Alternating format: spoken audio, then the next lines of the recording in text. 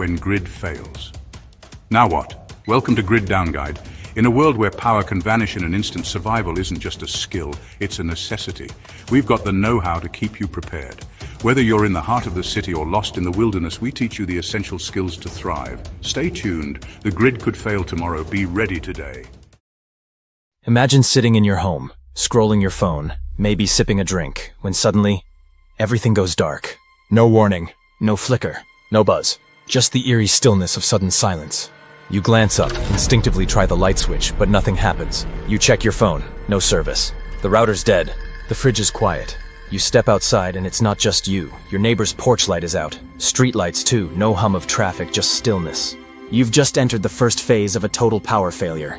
And the first 72 hours? That's the window that decides who survives. Most people will tell themselves it's temporary. Just a downed line, a local transformer, a blip.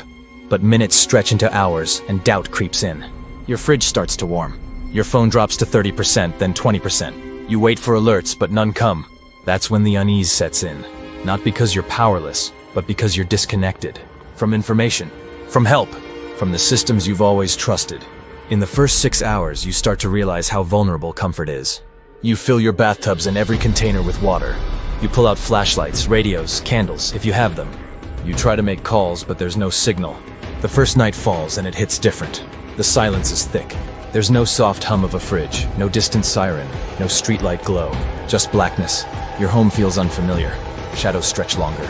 Your sense of time starts to dissolve. You eat perishables first, knowing they won't last. You tuck your children into sleeping bags in the living room because it's warmer together. You promise them it's going to be okay, even as you wonder if it really will be. And then you sleep, lightly, half listening for danger, for something, for anything.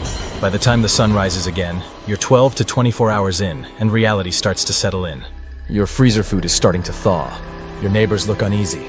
The internet hasn't come back. You switch on your battery-powered radio and catch a broken emergency broadcast. Supply lines are stalled, power stations are offline.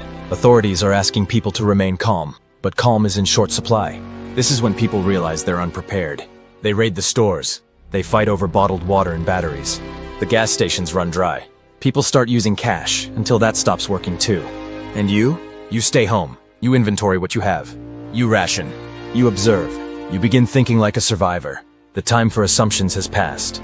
As day 2 begins, between hour 24 and 48, things grow more strained. You cook outside on a grill or with a makeshift stove. You boil or filter water. You set strict rules. No unnecessary movement. No unnecessary talking about your supplies.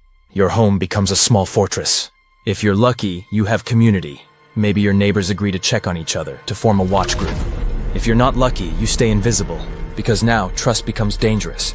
People who were once friendly start knocking, asking if you have extra batteries, extra food, a phone charger, anything. And you want to help. You do, but you also know what you have must last. And that desperation grows louder. You hear arguments outside. You see people walking street to street, looking in windows.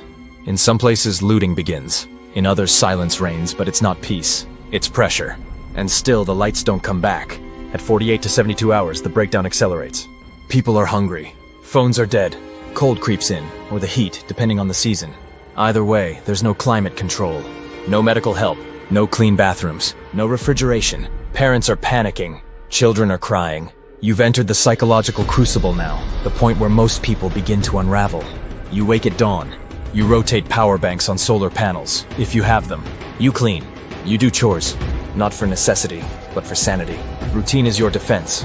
Laughter, if you can find it, is a weapon. A game of cards. A quiet story. A hot cup of anything. These are the things that keep panic from consuming you. You build a rhythm. You designate one person to monitor the radio. You turn the lights out at night and speak in whispers. You begin to understand that survival isn't just about what you have. It's about how you think. But the fear is still there. You hear noises at night. Maybe footsteps. Maybe nothing. Your grip tightens on that crowbar or kitchen knife beside your bed. You pray you don't need it. And if you're alone, you become your own guardian, your own cook, your own counselor. You talk to yourself. You journal. You count your breathing. You do something to stay grounded. Because if you lose your mind, you've already lost the fight. And then, maybe the lights flicker. Maybe they don't. Maybe the power grid is slowly coming back online. Or maybe this is just the beginning. But whether electricity returns or not, you are not the same. You've seen how fragile this world is, how quickly the layers of modern life can peel away. You've realized your dependency, your weaknesses, your blind spots. You've also discovered strength you didn't know you had. You kept your people fed. You kept the water flowing. You stayed sharp. You didn't panic. And that matters more than you think. Because this wasn't just about 3 days in the dark. It was a test, a revelation, a mirror held up to your life. You now know that being prepared isn't paranoia, it's wisdom. It's not stockpiling, it's responsibility. It's love in action. The ability to protect, to guide, to withstand. And maybe now you look at your home differently. You see the gaps. You update your emergency kit. You learn how to purify water better. You train your kids to light a fire, to pack a bug-out bag, to think critically. You talk to your neighbors. You plan a community garden. You insulate your house. You reduce your reliance. Not because you're afraid, but because you refuse to be caught off guard again.